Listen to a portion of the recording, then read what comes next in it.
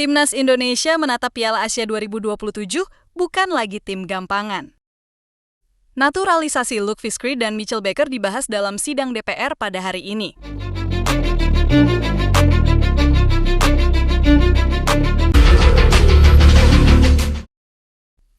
Proses naturalisasi dua pemain keturunan yang diproyeksikan memperkuat Timnas Indonesia, yakni Luke Fiskry dan Mitchell Baker, terus menunjukkan perkembangan positif. Kabar terbaru menyebutkan bahwa proses perpindahan kewarganegaraan kedua pemain tersebut kini memasuki tahap pembahasan di DPR RI, sebuah langkah penting sebelum resmi menjadi warga negara Indonesia dan memperkuat skuad Garuda. Kehadiran kedua pemain ini menunjukkan bahwa Hertman mulai membangun fondasi skuad jangka panjang dengan mengombinasikan talenta lokal dan pemain keturunan yang berkarier di luar negeri. Menariknya, baik Fiskry maupun Baker sebenarnya sudah lebih dulu merasakan atmosfer Timnas Indonesia. Keduanya sempat mengikuti pemusatan latihan di Jakarta pada 26 hingga 30 Mei tahun 2026 sebagai bagian dari persiapan menuju Piala AFF ke-2026. Tidak hanya itu, mereka juga ikut berlatih bersama skuad Garuda selama agenda FIFA Matchday pada akhir Mei hingga awal Juni tahun 2026. Pemain yang lahir di Hawaii, Amerika Serikat, pada 25 Oktober tahun 2005 tersebut memiliki garis keturunan Indonesia dari sang nenek yang berasal dari Medan, Sumatera Utara. Meski masih berusia 20 tahun, Fiskry sudah menunjukkan performa menjanjikan di level profesional. Pada musim ini bersama Makassar FC tampil dalam 30 pertandingan dan mencatatkan 7 gol serta 3 assist. Catatan tersebut menjadi bukti bahwa Fiskry memiliki kualitas yang dapat menambah daya gedor lini serang Timnas Indonesia. Kecepatan, kemampuan menggiring bola, serta fleksibilitas bermain di beberapa posisi menyerang menjadi nilai tambah yang membuatnya menarik bagi tim pelatih. Sementara itu, Mitchell Baker menawarkan profil pemain yang berbeda. Saat ini ia bermain untuk tim kampus Amerika Serikat John College. Meski berkarier di level universitas, produktivitasnya cukup mengesankan. Dalam 2 musim terakhir, Baker berhasil mengoleksi 18 gol dan 7 assist dari 42 pertandingan. Dengan postur tinggi dan kemampuan mencetak gol yang baik, Baker berpotensi menjadi opsi menarik bagi Timnas Indonesia, terutama saat menghadapi lawan yang mengandalkan permainan fisik. Tambahan amunisi untuk Piala AFF dan kualifikasi Piala Asia. Apabila proses naturalisasi berjalan lancar dan mendapatkan persetujuan dari DPR serta instansi terkait, Luke Fiskry dan Mitchell Baker berpeluang menjadi tambahan kekuatan baru bagi Timnas Indonesia. Kehadiran mereka dapat memperkaya pilihan John Hertman, terutama menjelang agenda penting seperti Piala AFF 2026 dan kualifikasi Piala Asia. Bagi para pendukung Garuda, perkembangan naturalisasi ini tentu menjadi kabar yang menarik.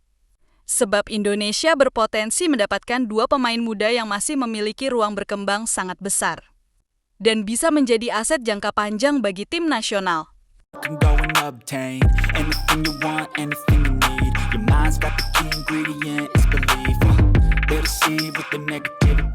Timnas Indonesia menghadapi tantangan berat pada Piala Asia ke-2027.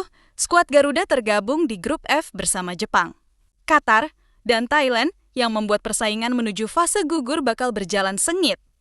Pengamat sekaligus pelatih sepak bola nasional Dibaldo Alves menilai Timnas Indonesia berada di grup yang tidak mudah. Namun, ia optimistis bisa bersaing karena kekuatan tim Garuda saat ini sudah jauh berkembang. Menurut Divaldo, perkembangan kualitas talenta lokal yang dipadukan dengan hadirnya sejumlah pemain naturalisasi membikin Timnas Indonesia kini semakin disegani di level Asia. Sebelumnya, pelatih Timnas Indonesia, John Hertman, juga menyambut positif hasil undian Piala Asia 2027. Ia menyebut kesempatan untuk melangkah lebih jauh tetap terbuka bagi tim asuhannya meski berada di grup berat.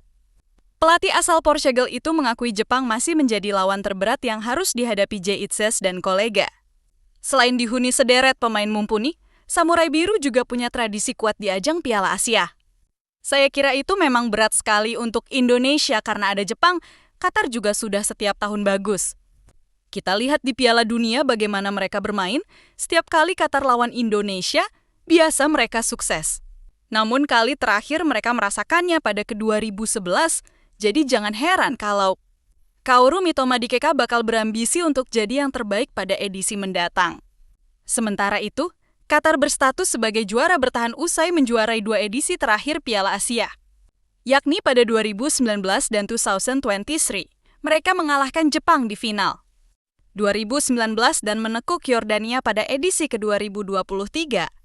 Di tengah ketatnya persaingan, Divaldo melihat timnas Indonesia saat ini memiliki kualitas jauh berbeda ketimbang beberapa tahun sebelumnya. Ia menyoroti keberhasilan timnas Indonesia U23 menembus semifinal Piala Asia U23 ke-2024. Selain itu, kehadiran sejumlah pemain naturalisasi dinilai kian memperkuat kedalaman skuad Garuda. Kombinasi tersebut membuat timnas Indonesia kini tidak lagi dipandang sebagai tim pelengkap di level Asia. Dari waktu itu ada beberapa pemain asing sekarang yang naturalisasi. Otomatis saya pikir Indonesia sudah bukan tim yang gampangan, tegas mantan pelatih Persijap Jepara itu. Divaldo menyebut duel kontra Thailand dan Qatar akan sangat menentukan kans Garuda lolos dari fase grup. Hasil positif dapat membuka jalan menuju babak knockout dalam ajang yang digelar di Arab Saudi 7 Januari hingga 5 Februari tahun 2027. Berdasarkan format turnamen, 2 tim teratas klasemen grup akan langsung lolos ke babak knockout. Sementara itu, 1 tim lainnya masih mempunyai peluang melaju via jalur peringkat terbaik.